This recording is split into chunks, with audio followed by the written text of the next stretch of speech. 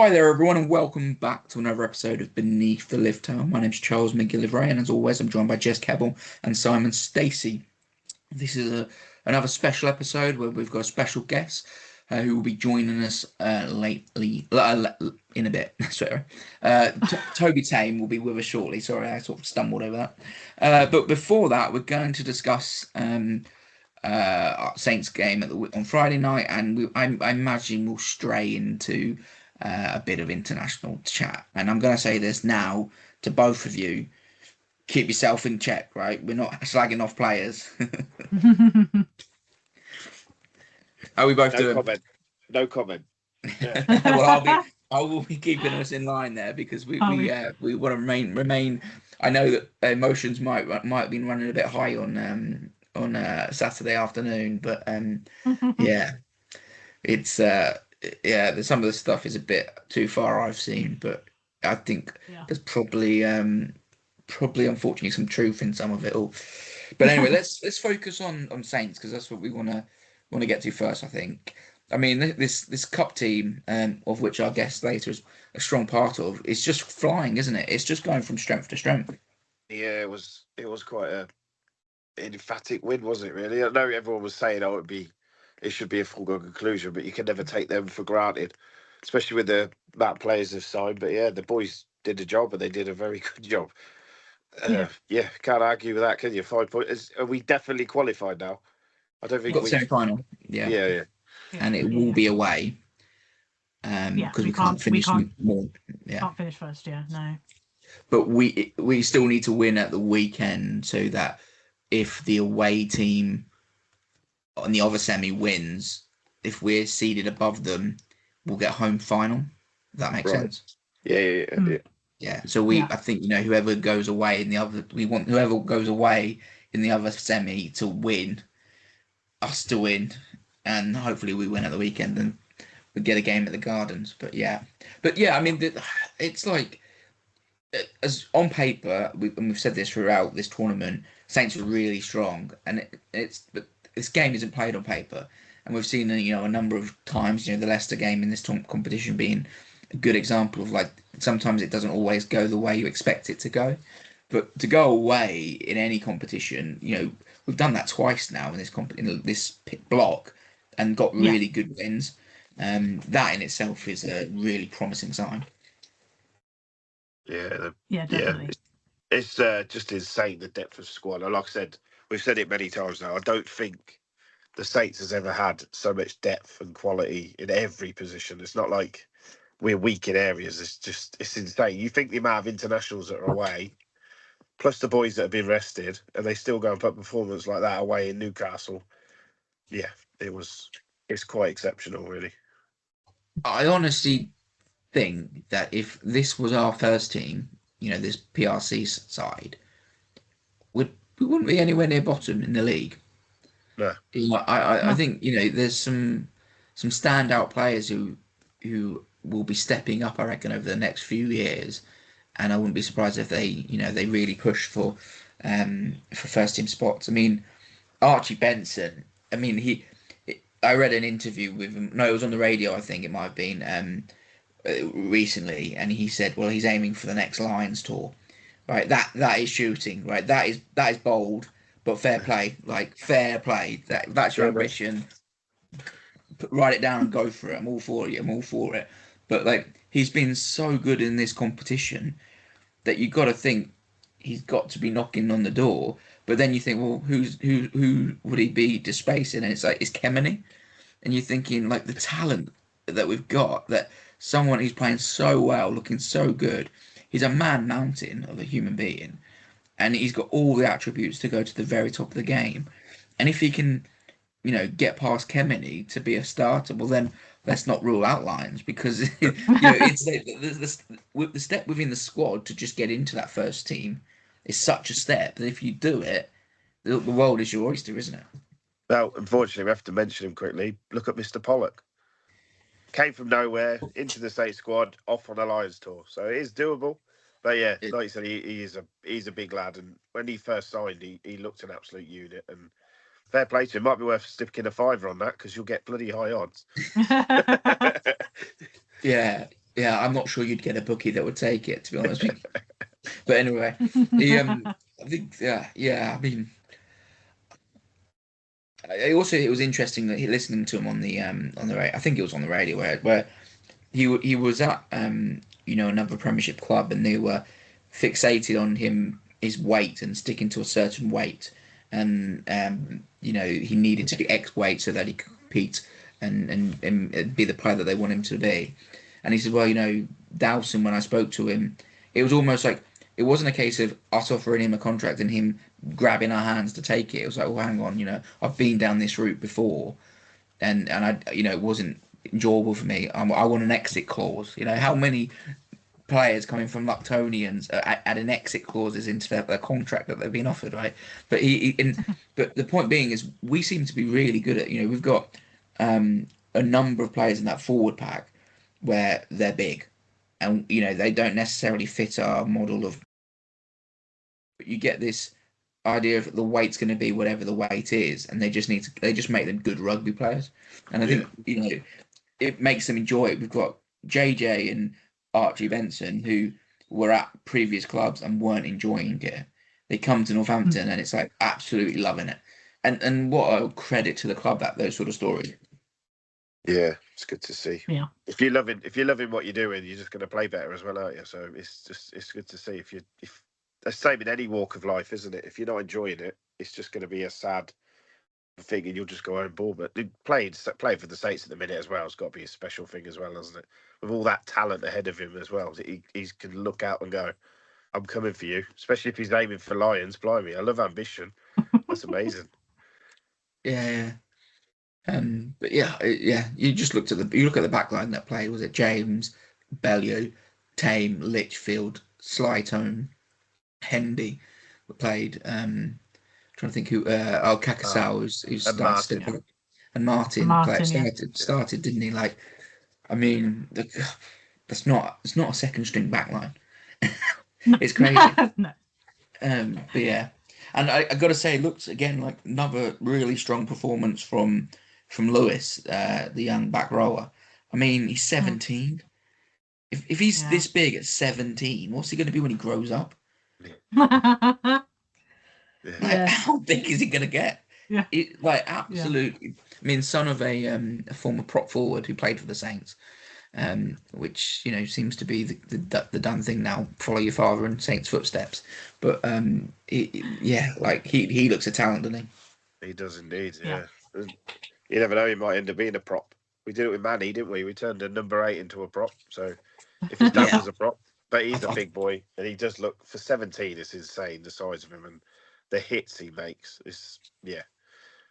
Can't say anything more than that, can you? It's just madness. I'd be very surprised if they switched him at this point. I was joking. I was only joking. I do remember there was a young player called George Patton. I think his first name was George, but his second name was Patton. He made his debut in the back row for Saints, and then they I think he's playing lower league now, playing as a prop. He tried to move forward, and like you said, it happened with Manny. But yeah, I think leave Lewis where he is. He seems to be going right. Yeah, I was thinking that. Right. Okay. Here we go. Shall we discuss events that happened in London over the weekend, or should we just not? I need to behave. It's a shame that the game of the Saints game wasn't, because people are probably wondering, you moving on already? I said, well, we didn't see anything. Yeah. We get a few snapshots and highlights and some really lovely tries as well. I think I saw Ollie's one and James's one, like just so well worked and like lots and lots of talent. But yeah, it's kind of difficult. It's the only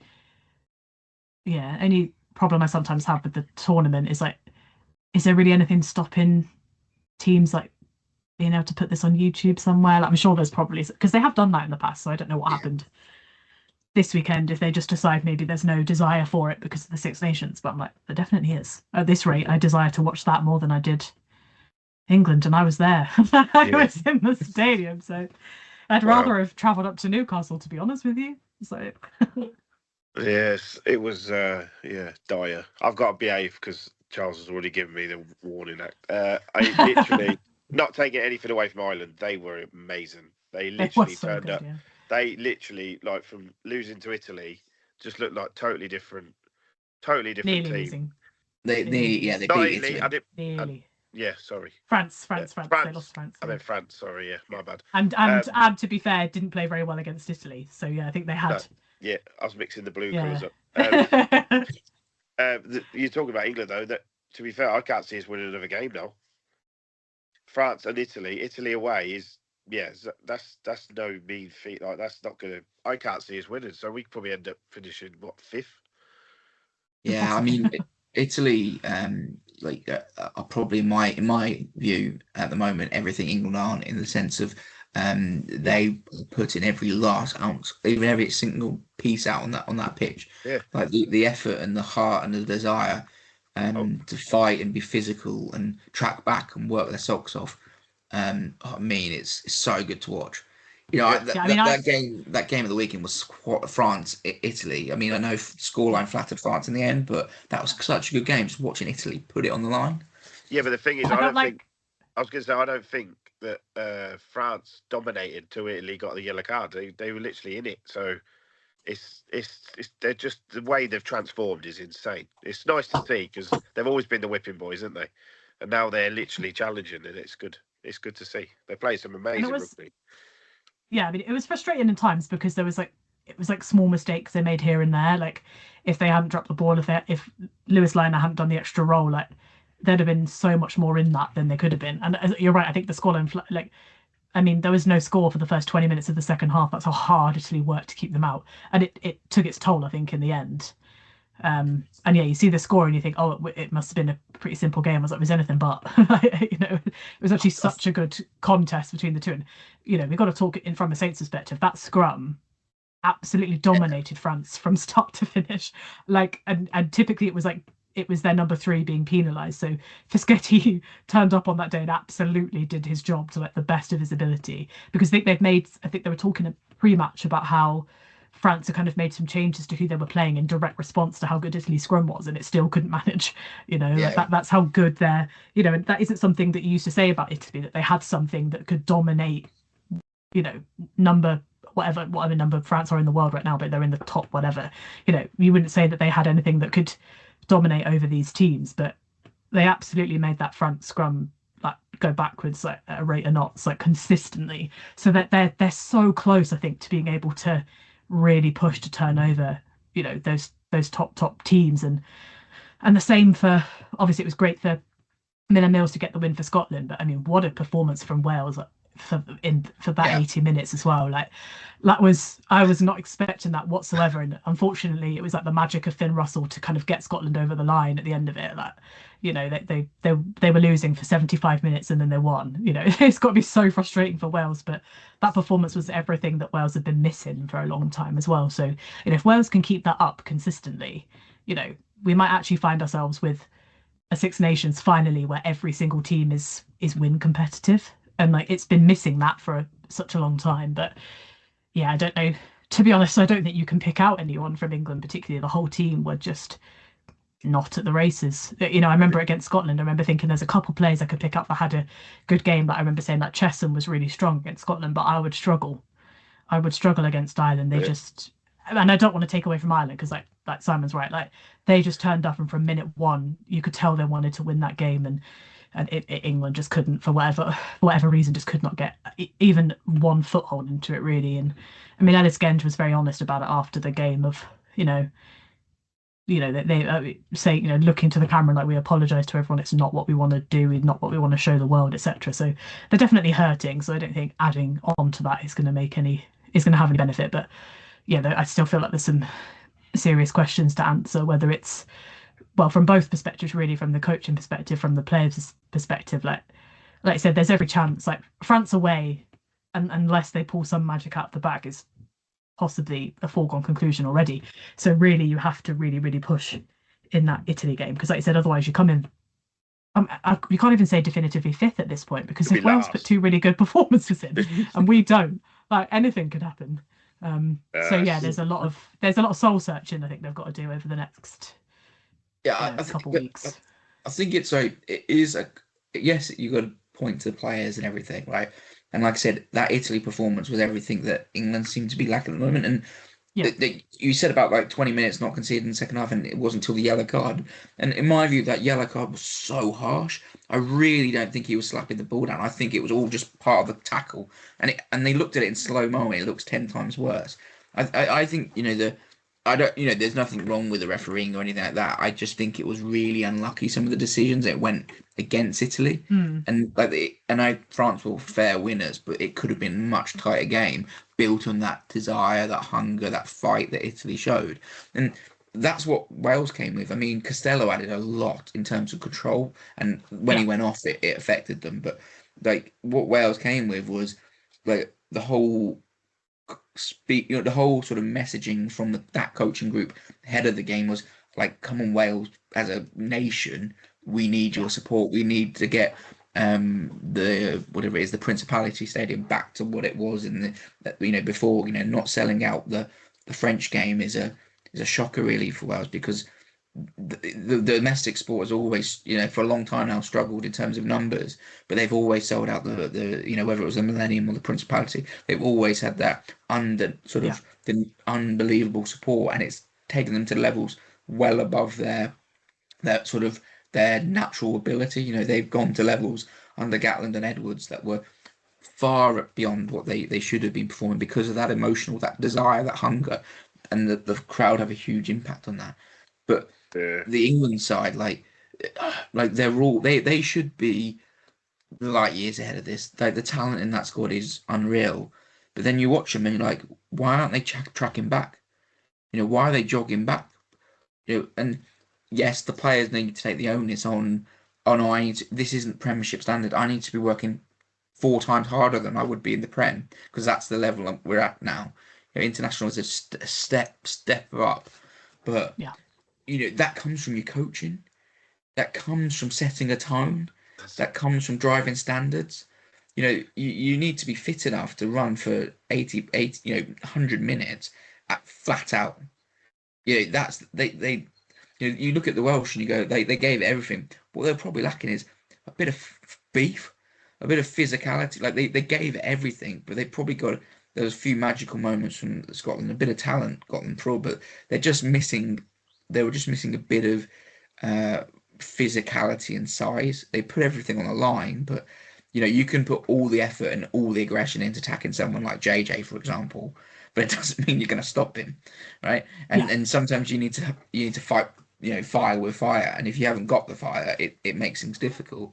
And you think, back in the day, Gatland would have had that team out to Poland 3 weeks before the Six Nations, and they would have been in chambers and working hard and really getting big and really putting in unhuman levels of fitness to come back into the Six Nations. Like, he's been very open about the level that they push those players to get them where they get to, and that seems to be missing. But they'll get there, I'm sure. Whereas, I honestly think if any of the other coaching groups in the Six Nations were in charge of England, they'd actually be really good. Did I not say this last week?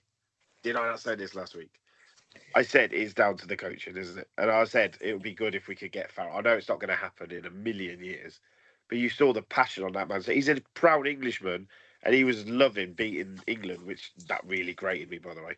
But I won't mention names, but that team needs a massive overhaul. And I'm allowed to say this. This is not a bad thing. I would change coaches now for the World Cup, because we are not winning the World Cup with that set of coaches. That's all I'll say. I won't name any individuals, but there's a few that should not even be in this 23 next match, never mind the squad. And if we're not getting front foot ball, you need to play Finn or Marcus at 10. Let's not dig at forward. That's not his game. We've spoke about that many times. He was absolutely, because it's just not his game. I think it's fair enough to be critical, right? There's nothing wrong with being critical and analytical and analysing it. It's just we're trying to make very sure that none of this is personal, because it is. No, I'm not saying you're saying that, and that's why I'm not trying to downplay your opinion either, because your opinion is fair. But like, we've got to, we're all desperate. Let our emotions get the better of us, There's a certain player that I'm not a fan of, and I won't mention him this time. So yeah. Again, should be gone out the team. But yeah, I think to be honest, to be fair, based on what Gedge said, like they're well aware of the level of performance and that it didn't meet standards. Like I don't think any of them are shying away from that. Like either individually as a team and as a team. And I say that, including well, not Mitch because he obviously went off with the injury, but I say that about the whole team. To be honest, like none of them were up to scratch. Across the whole squad, like none of them were performing at the level that they needed to be. So I don't even think that you really could pick someone out individually. The performance across the whole kind of team was that off the mark, unfortunately. but like, but but like Charles has said, that team and that squad is insanely talented. So how can they not perform? How can you not perform? You were there. You said the atmosphere was amazing, yeah? So how can you not play at home against Ireland and not want to go out there? And they, like Charles said, they weren't tracking back. They were jogging back. It was just an absolute, I don't know. I can't even, without swearing and getting a bleep machine on it. It was awful. It was awful. Like, I was working. I literally, so I didn't watch it. So I paused it. Like a donut. I turned the telly on and I saw the score. I saw Ireland's score. At the time, it was 22, and I was like, I hope there's more than 0 on our side. And when I got to that point, I went, there wasn't. Damn it! And then I just kept looking, and I was like, we're not coming back to this. And like I said, I can't take away from Ireland.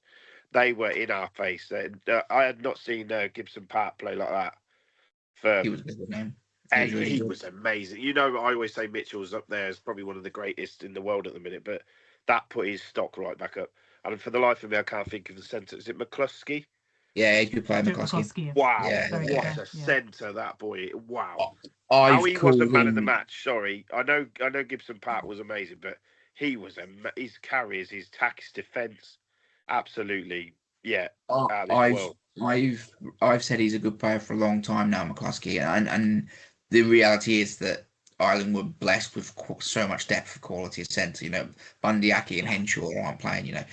But you see him play for Ulster, and he's such a physical player, but he's also got soft skills as well. He's a talented player, and for whatever reason, it might just be the fact that Henshaw is class, Aki is class, etc. That's the reason he wasn't stepping up and getting that exposure to international level. But he's a player, and he ain't losing that shirt now. God, that was some performance from that boy.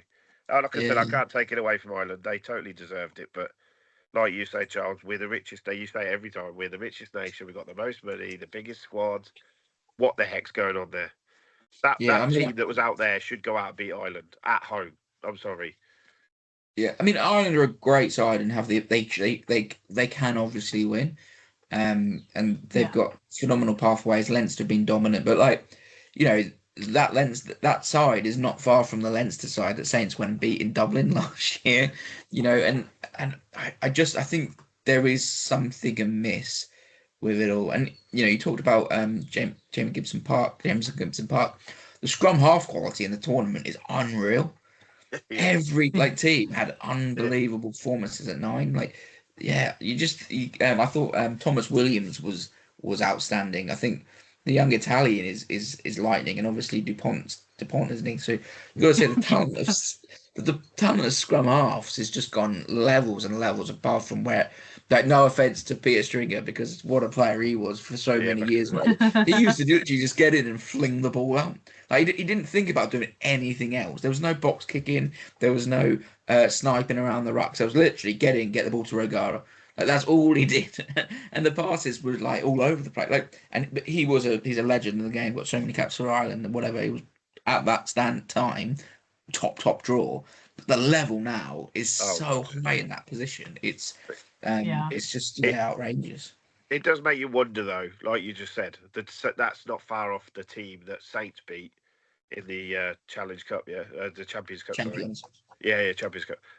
So why are our boys, just not singling our boys out, but why are our boys not playing anything like they do for Saints? Because, again, goes back to the coaching. So literally, Tommy hardly touched the ball. Like Mitch, I know he got injured. Henry didn't do much either, did he? But it's because we had no ball. Ireland were in their face. It was a hard watch, and there's got to be a coach out there. And please don't take ours. Please don't take ours. They've just signed new contracts that could get that team working, because that team is quality. The squad they've picked for England is just insane, and there's still players that aren't even getting called up. And I don't get it. We won't pick out individuals, but Mr. Coles should have started, in my opinion, as Yeah, well. I think there's so much going on with it, but I also think the messaging just seems so confused. Like before the game, the messaging from the Borthwick was we want to go out there, play wide, play really, really fast, play really, really fast. And then, well, that's not remotely what they were trying to do No. from what I was reading. I mean, I know it's hard to play fast when you're not winning any collisions. You can't get a foothold because your set play is not winning. You're not getting any set play possession, and then you don't have the ball, so it's hard to play fast ball when you don't actually have it. But and the kick game, Ireland dominated the kick game. But I just think there is something really amiss, and it's been the case for a long period of time. And that run of whatever it was, 11 games, I think covered 12. up quite a few cracks. Yeah, I 12 was about to games, say yeah, that. They covered up yeah, loads of cracks because it's like, oh, they got 12 win run now. A lot of those are false results if you look at it deep down. And like, we're trying to win games. Why are we kicking the ball? It reminded me of Saints when we were struggling about 3 or 4, maybe 5, 6 years ago, where we literally got the ball and we just kick it back to the opposition. Every time we kicked it to them, they'd run. They what was their percentage? I think they said they 6 times in our half they scored from 5 of them in our 22. Sorry, in the yeah. first half. It was insane. They literally Well, it was just well, horrible. territory's fundamental, right? You're not going to win a game of international rugby without kicking the ball and trying to win that territory game. But I think the interesting stat that I saw was out of all the top teams globally, only Argentina have a worse conversion rate in the 22. So you can say, oh, we're going to play fast, we're going to do it. Well, it's not. That's not what's being reflective on the pitch. No. And not. Yeah, there is something really wrong with the messaging, with the motivation. That those players, we can talk to the Saints players because we watch them every week, right? I don't want to comment on other clubs, but those players, when they play in green, black, and gold, wear their heart on their sleeves. They go out there and they give it everything. And I'm sure as fans, we're always pretty much, very rarely over the last decade have we felt disappointed in the effort put on the pitch. Right? You might be disappointed in results and stuff, but we know that this group is doing everything they have, and then you think back to that sort of team under Ludlam and the way he led, and you just thought everything was left on that pitch regardless of result. That you don't get that impression from them in a white shirt. No. And so but we know their character, we know they're giving everything, we know their desire. Why is it that they are giving everything? I'm pretty confident they're not going out there and playing at 50%. They're giving it everything, but it's levels above below, isn't it? And we can go to Leinster in Dublin and win and outplay them, but the other way around, they look like they're bigger, stronger, faster, carrying the ball harder. This game is 90% mental, is it? And it just seems that it's just seems to be the case. But anyway, I think just like the final point I'd say is that if they are going to change coaches as well, you have to do it at the end of this tournament, because the longer you leave it, the worse it makes. They're not going to do it mid Six Nations. They're just not. Not with only 2 games left. There's just literally no point at this stage.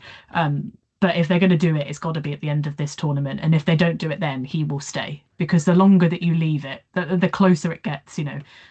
They're definitely not sacking a coach off a year before a World Cup, but a year and a half, you could probably make the justification for it.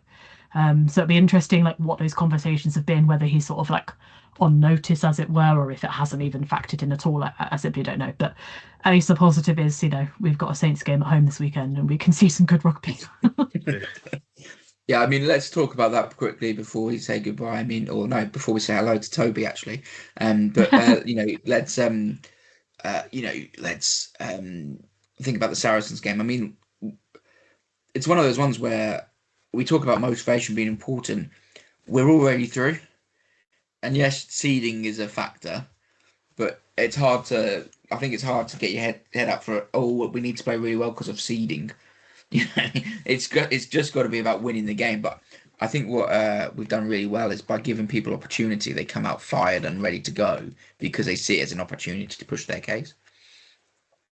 It's also like, I don't want to give spoiler alerts for the interview that's just coming up, but Tame did make a really good point about how, you know, you're not just pushing on to try and win the tournament, but you're also trying to push on so that you've got a good level of performance when you get back into the Prem. And it isn't that long before we'll have Saracens again in that, because we've got the PRC, then I believe it's Newcastle, and then it's Sarries at Tottenham as well. So, you know, big stadium, big platform. That the motivation is probably as simple as that, really. It's like, you need to carry this form onwards, because once this tournament ends in a few weeks' time, we're right back into the Prem swing where we're top of the table. Clubs are coming for us. We've got to be performing well. You know, the England lads are not going to be back for that Newcastle game. So you've got genuine opportunities in the Prem to then make your case for continuing on in the Prem. So yeah, that's probably the unique thing I'd say about this tournament, is that actually, even when you've already got through, there's probably plenty of motivation, like for different players on individual levels, you know, and what it is that they're seeing, like players who are like, you know, like we've talked about Lewis, who's like 17, Jack Lewis, who's 17, like for him, there's got to be massive motivation to go up against a team like Sarries. Yeah. You know, and the same for like Tame, who has already made appearances across all 3 tournaments this season. He wants to continue that. You know, some players want to really push those people in the first team shirt. So, and then you have it at home in front of, you know, a Gardens crowd that are, you know, most of them are probably going to be England supporters. So they're coming off of a disappointing weekend from that perspective. They're probably going to get fans in that stadium that are really up for seeing good rugby, and they're probably just going to feed off of that. So, you know, hopefully they're sort of seeing it that way. And like I said, Dows has made it very clear that they're not thinking about it from a winning the tournament perspective necessarily, but from a what level of performance do we put in, week out. So that motivation is probably like drilled into them every single day in training, of like, you need to put this performance on the pitch, irrespective of what it gets us further down the line. So I'm not necessarily concerned that getting through will have an effect necessarily. No, Yeah. I think they like, we've heard other players when we've interviewed them say like they take every game as that game. They're not looking forward, backward, or anything. It's the next game. And those boys, like you just said, they're playing for Prem games, aren't they? They're playing to appear in the Premiership. So the motivation is still. I'm not sure. Can we not finish top if they lose and don't get any points? Them up the road. Are we No, 4 behind? They're 9 points ahead of us. Are They they got 5 9? at the Okay, weekend. so I thought Yeah. they were 4. Sorry. Yeah, They're not no. playing. We needed Quinn to do us a favour, because they're not playing next weekend, Leicester. But Yeah. no, they got 5 points. So yeah, no, that's out of the Right, question. fair enough. Right, okay, sorry. Yeah, Yeah. so but yeah, I can't see them. They'll be going out. They want to keep their record going, won't they, as well? Because they're playing some amazing rugby, and they'll want to say, "Hang on, you boys come back from England with your tail between your legs because you've just been absolutely, not very good." Well, Let's say, and yeah, sorry. I'm just saying. So like we've been playing for the Saints. We're challenging you for your places. You're not going to come straight back in this side.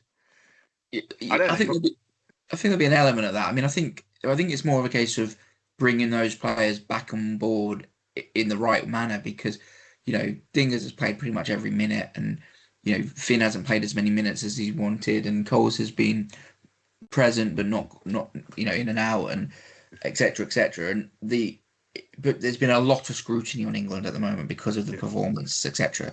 And that will take its toll emotionally, mentally, etc. Yeah, that's what. I'll just say, Corey, sorry, just to elaborate what I meant. I wasn't having to go at our boys. What I mean was, with the England whole setup's playing so bad at the minute, and they never seem to come back well. So it gives those boys that are playing in this cup a chance to push them, because you can't just bring them all back straight back in. As Jess just said, they're not going to play for Newcastle, the Newcastle match. So it gives them a chance. If they perform in that one, who's saying they can't go and then play away to Sarries in Tottenham? They're all earning their spots. Yeah, And no, that's a huge. I was just say it's a huge thing, it being at Tottenham as well. Oh, like, it's amazing stage. You know, it's not, you're not pushing to play it's not that you're just pushing for a regular Prem performance at Sarries. You go into an absolutely humongous, very well-known football stadium that's probably going to be fairly decently packed with Saints fans, to be honest. Like, I'm going. It's probably going to be a lot of people that are going because the tickets are really decently priced. There's a lot of them on offer. Like, you know, you're pushing to, you want to play in stadiums like that. Yeah, 100%. And like I said, if you we don't know for sure that the players won't come straight back into the Newcastle, but we all believe No, that they some won't. might, yeah. Yeah, Yeah. we don't know, but we'd imagine, it's been very difficult managing that time for the club from Six Nations, Autumn Internationals, back into club rugby and getting those players to come back in and perform to the levels that we know they can do. But if someone, like Archie McParland, let's talk about him, rather than a guest that's coming on, Archie McParland was playing so well in this competition. If he plays in that Newcastle game and he continues that form, well, he's got the jersey. And yes, Mitchell was one of the best nines in the world, but it might give the coaches the opportunity to go, "Well, you know what, we're going to keep Archie going and we're going to ease Mitchell in over the next few weeks from the bench because we know we Yeah. can trust Archie because how well he's playing." And that's the opportunity that these games are giving those players, isn't it? You know, so and it's across the board. Tom Lockett comes in and has a stormer, for example. Well, maybe we don't need to rush Colsey back, or it's maybe Archie Benson's got some steps to make before he gets to that Lions tour. Maybe if he has another stormer, Kemmeny's on the bench. It's sort of it's that's the mentality that everyone's pushing. That I don't think it's guaranteed that someone comes straight back in after the Six Nations because of the toll that they're probably going through at the moment. Exactly that. I mean, you mentioned it earlier, like Archie Benson, if he wants to play for the Lions, he's got to be putting performances in. So his motivation's there already. But yeah, I think probably the last thing really to say is that, I wonder if we'll see a few more, and I say first teamers, quote unquote, because I think that's much more of a blurred term for Saints at the moment. But I wonder if you'll see a few more of them drop in, because I think I mentioned last week the rules about can't play for knockout fixtures if you haven't played in pool fixtures.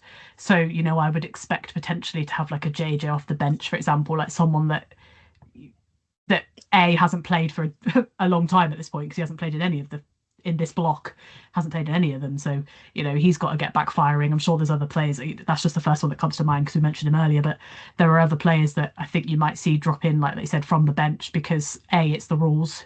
You're going to want them to play in the next 2 weeks, definitely. If you get to definitely the semi, obviously, if you get to the final for sure, because you need to lead everyone back into prem level of fitness and match play, etc. So, yeah, I suppose probably even less sure about what the team's going to look like this week than we already are in other weeks.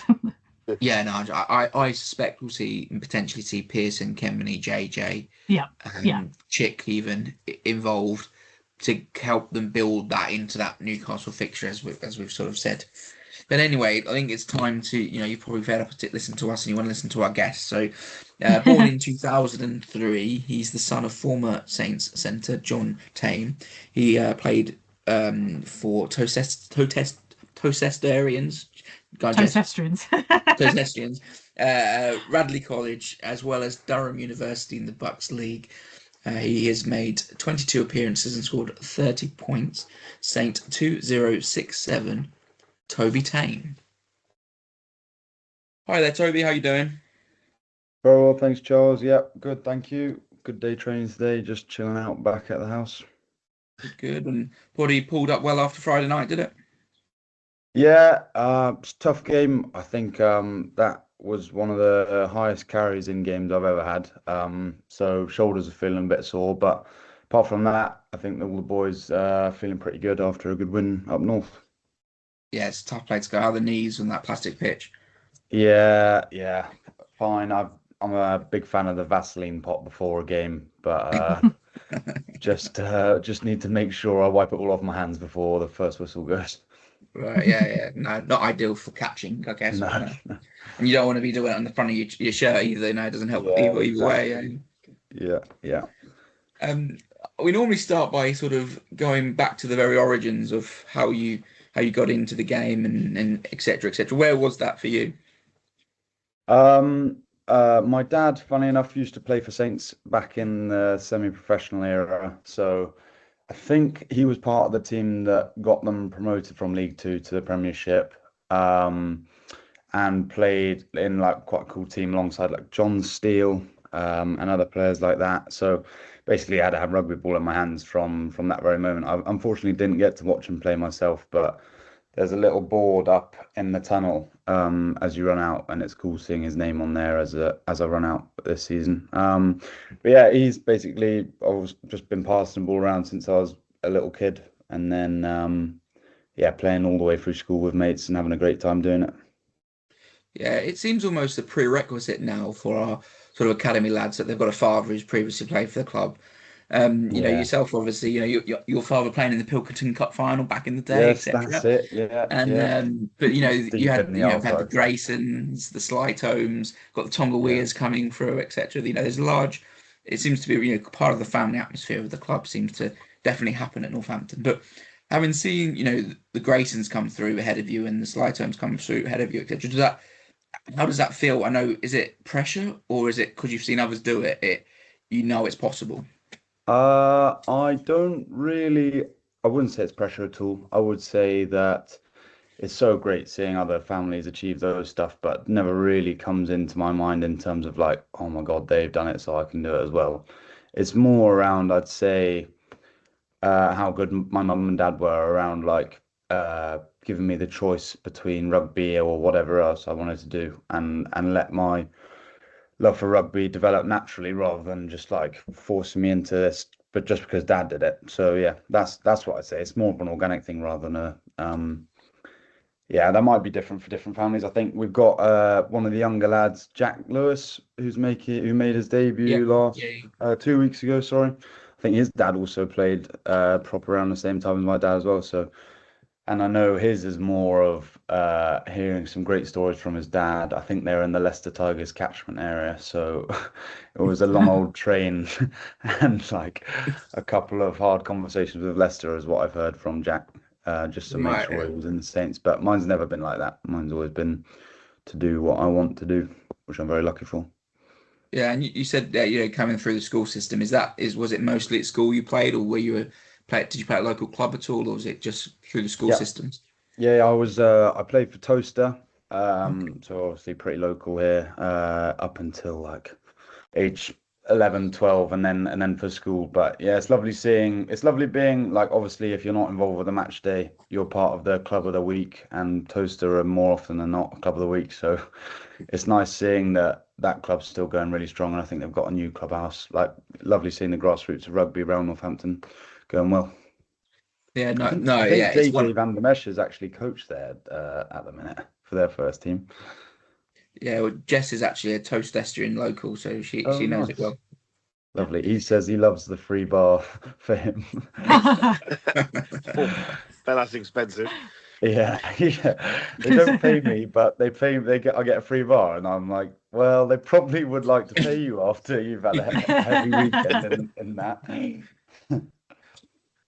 And so yeah, so coming through, and obviously you said there about choosing your path, you're allowed to choose your own path, etc. It wasn't pushed onto you, and I know obviously you went off to university up to Durham, I believe, and went down that path as well. What did you study up there? Finance. Still am studying it. I'm in my Oh, last year now. okay, and it's going well. I hope so. Yeah, it's going all right at the minute. It's gonna pick You up now. I've got to do my dissertation and stuff, but it's so far so good. Hopefully that you carries an, on. are you a natural student? Um, uh, I wouldn't have said I was, and then I'm surrounded by some boys at Saints who are like unbelievably happy to be done with the school system, and I'm like, oh, maybe I am a bit more of a student than those lads, but yeah, no more than the next count. Right. Okay. What's your dissertation on then?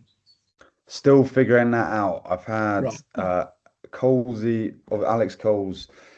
He's doing a law degree, but he was interested in like the finances of the club and how Worcester have gone under, and sorry, not gone under, sorry, but had that trouble. And I think it gives you a good insight there, but it also means I'd have to do all my own research because no one's written the academic papers on Northampton Saints. So I don't. There's a bit of a disincentive there. Brilliant. And during that time, obviously you played from Bucks rugby as well, and I think you had the Loughborough boys in last week or so training with you. So what's the standard? I mean, I think I read that the Bath Exeter game got a massive crowd, etc. And it seems to be more and more a pathway for players. What was your experience of that Yeah, competition? yeah. My experience has always been really great. I think because a lot of lads know like this will be the highest standard of rugby that they'll play maybe in their lives, but like there's a massive love for it and a drive. Like boys really push themselves in that. And I think recently, obviously, with the help of next gen and more games being televised, I think people are starting to see that a lot more publicly. But yeah, I've had a great game. I've got about I think I've had 10 games for Durham over the course of a year or two. Yeah, and always had great fun. And you obviously, Yeah. you've stepped up into European rugby, Premiership rugby, and gone really well. So, well, at that standard, is it competitive for a player who's gone on to do what you've done, or were you just sort of picking your holes and running through gaps, sort of thing? No, I was by no means the best player of all the games I was playing. Like it's really good standard, and there's lads that are Bucks warriors and know how to play the game and go to tough pitch. Like the Durham pitch is known for just being a horrible, horrible bog to play away, but that's how we beat teams back in the day. And there's lads that can just like use that to their strengths and thrive in that area where I was coming straight off like the immaculately cut Franklin's Gardens. Like, what is going on? But yeah, there's some obviously great players like Fitzharding was at Durham as well, and Arthur Green who's coming through at Bath, and obviously Paul Brown Bampo who's tearing up at Exeter. So it's some really good high quality players. Hi, Toby. I have to start firstly with the Blackiston Challenge. I said obviously Sorry. you won it in 2025 after Yeah. being out for 9 months with a knee injury, which is insane. How tough was that? And was it a target that you targeted in pre-season, or was it just? It was always obviously it's always a bragging rights thing. Like it's a pretty special event, and everyone, no matter what they say, is secretly hoping that they do well in it. I've been working hard all over that summer. I hadn't had as much time off, obviously, because I wanted to fix my knee up and got some great physios supporting me. But uh, there's a physio called Kira who I was on just purely because we spent so much time together over my knee rehab. Relationship was a bit frayed just because we're stepping on each other's toes. Now, like best of mates, but she wrote up in the physio board as a bit of a joke, like there's no way Toby wins it. And it's still up there now a couple months later. So yeah, it was pretty special to win that. Yeah, was it really tough? Because it wasn't it like 30 degrees or something when you did it. It was really warm, wasn't it? Yeah, it's always like that. And like the terrain you're going over is a bit wobbly, and like you've got the support of the other boys who have done the race before you, so they're pouring buckets of water over you and shouting encouragement. But yeah, still doesn't make it any easier. No, I bet. Yeah, just looks absolutely insane. I don't think I'd want to fancy trying Yeah. it. I Um, think I get a lot of people asking me that, and I think they should do one where they open it up to the public and just like let them see Yeah, what it's you, about. you'd not probably sure the need the whole. insurance would cover Yeah, I know. I everything. don't Yeah, know how many ambulances you'd need, that's or exactly what I was about to say. How many ambulances would you need at Stoke to go in? yeah. Going back to playing for Saints, would you mind like talking about your style of play and your strengths, and if there's anything you'd like to develop? And was there like anybody you looked up to play centre, or was there other positions? Yeah, 100%. I think in terms of like my idols and players I want to be like, I think it's changed over the years as my game's progressed. I came into the academy looking at Matty Proctor, who ex-All Black, very physical, direct ball carrier, and I was like, oh, I really want to be like that. And then I've grown physically, and as a result, I'm now looking at players like Furbank or Finn in terms of like their natural running ability and their ability to pick off passes at high speed and manipulate defenders. So that would be what my play style is.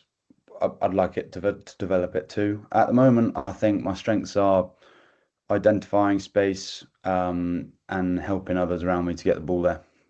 Is a short answer for that. That's all good. Yeah. Could you just tell us what it's like to basically play for the Saints, like the togetherness, the DNA through the club, all age groups, and just what it's like to have opportunities to play in places like Po in the European Cup. Yeah, It must be amazing for such a young player like yourself. it is incredible, and like I know a lot of boys talk about it, and it's quite a big thing about Saints in terms of we're an academy club, and that lads have played with each other for 5, 6, 7 years, and live so close to each other. Like I'm on the road now with a load of the boys. They've all been away at England camp, and I've been feeding George Furbank's fish, but like hope, hoping they're still alive at the minute. But like that closeness is just so hard to replicate just at the training pitch. So the off-field stuff is so important, and then that translates to the game. Obviously, like my European debut over in Po with the Pyrenees in the background, to get a win there in such a cool stadium with some mental fans, and then celebrate with a couple of beers after and get a flight back with the lads where you're just laughing for the whole journey is very special. Yeah, I bet it was. Yeah, thank you very much. I just want to, before I move on to the PRC, I just want to piggyback on that a little bit.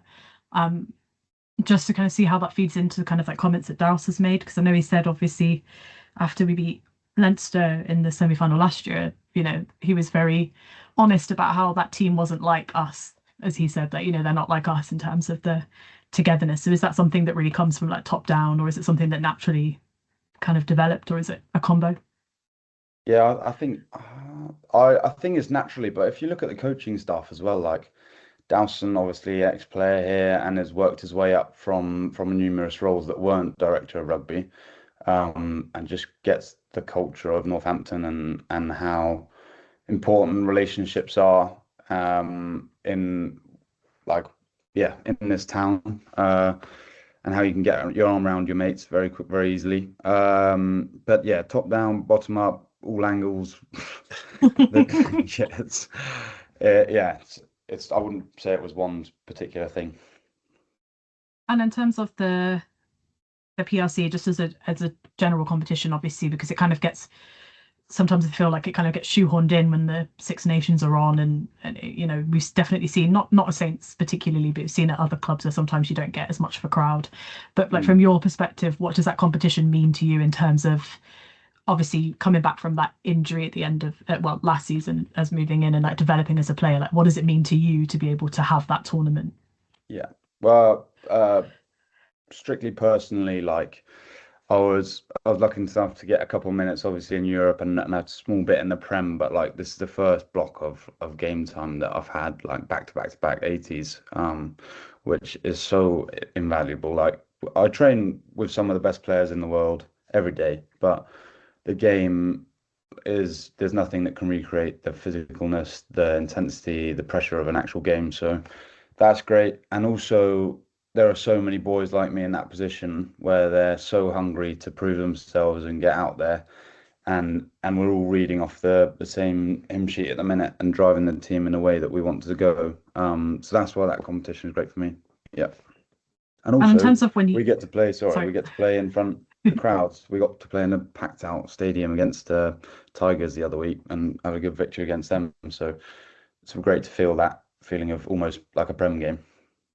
Yeah, I was going to ask what that experience felt like to you, because I think all three of us were quite surprised when it sold out, because it doesn't typically tend to happen. Like we get decent crowds, but it doesn't usually tend to happen. So, particularly against, the enemy up the road, as we say, how did that is that what it felt like to you? Like it was a Prem game, like the stakes were higher? Yeah, literally. And I think we looked at that team sheet that they'd put out and we thought there's some internationals there. There's a lot of experience. Like what we're feeling a bit sore after our loss away there a couple of weeks previous, and we're like, what an opportunity. Yeah, definitely. That it was sold out. I don't know whether people were really at the end, but whatever it is, we're so grateful to have the crowds there and glad that the young lads could put a performance on.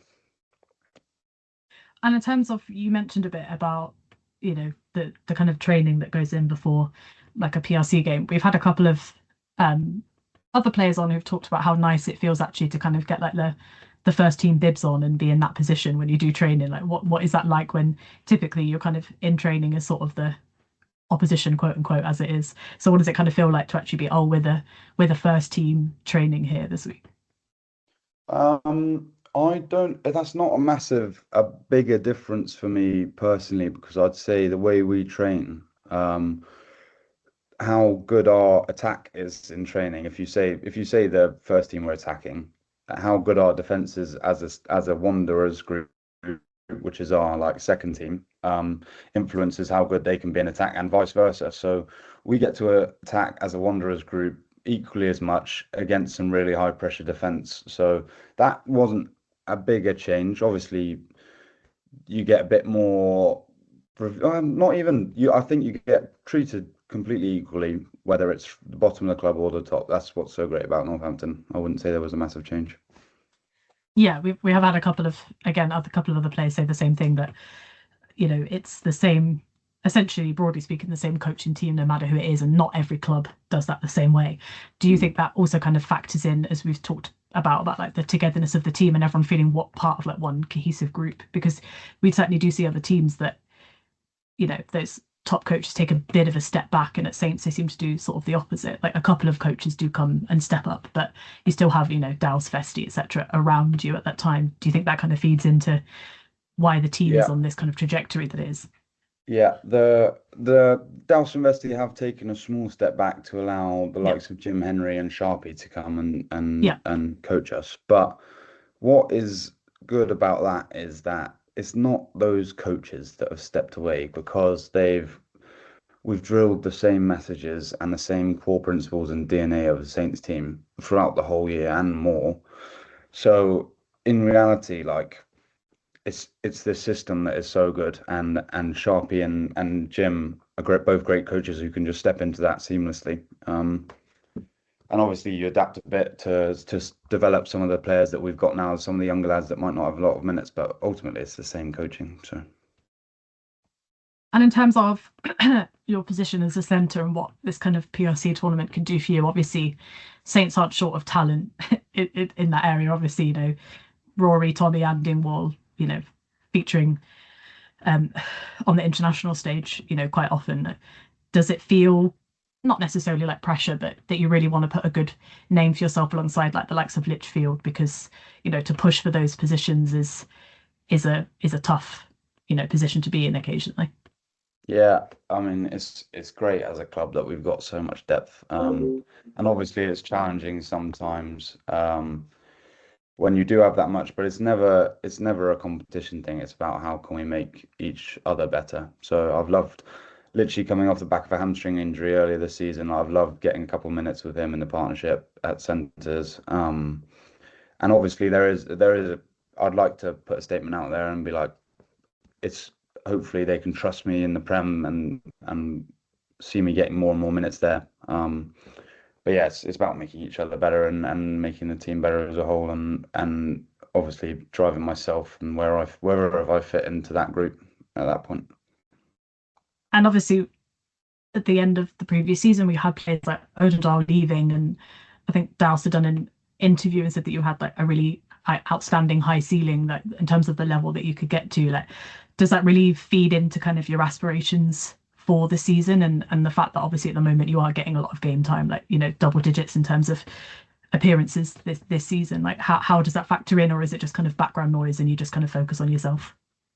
No, it's massively high praise, like coming from one of the best directors of rugby in the Prem and the world. Like it's pretty awesome to hear. And obviously I think that was a mentality change between the start of my academy journey and now, is that I didn't see myself and back myself to be as good or better as the people in my position, whereas now, like, they've guided me through, and that mindset's changed around like backing myself to be the best I can, and not setting a glass ceiling for myself before I've even gone out there and tried it. So yeah.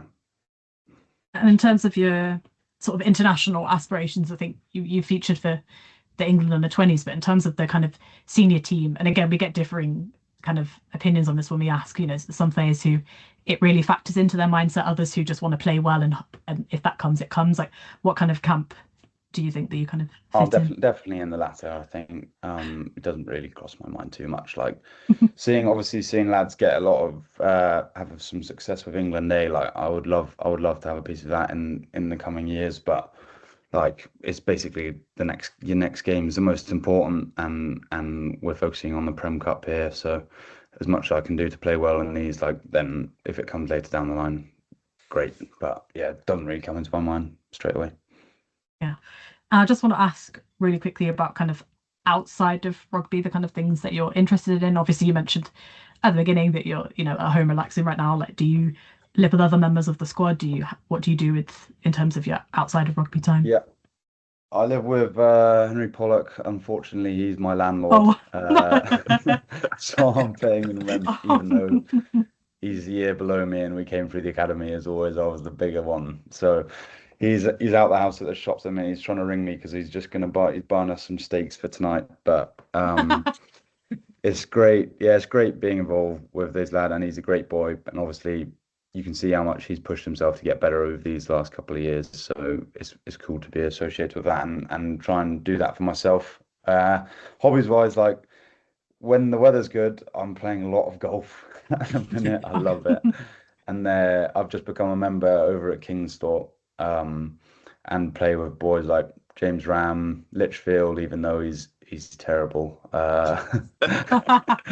But yeah, that's a great hobby. And then obviously my uni work alongside it takes up a bit of time. So I should say that I'm pretty sure Litchfield is our next guest, so we're gonna have to is he? Please get into remember it. that you said that. Yeah. I'm playing against him Wednesday because apparently the weather's meant to be half decent. So it'll be an obvious win for me. But if you could rub that in later on, that would be great. Yeah, I'll definitely make a note of that to remember that. Sai, you have your kind of big question.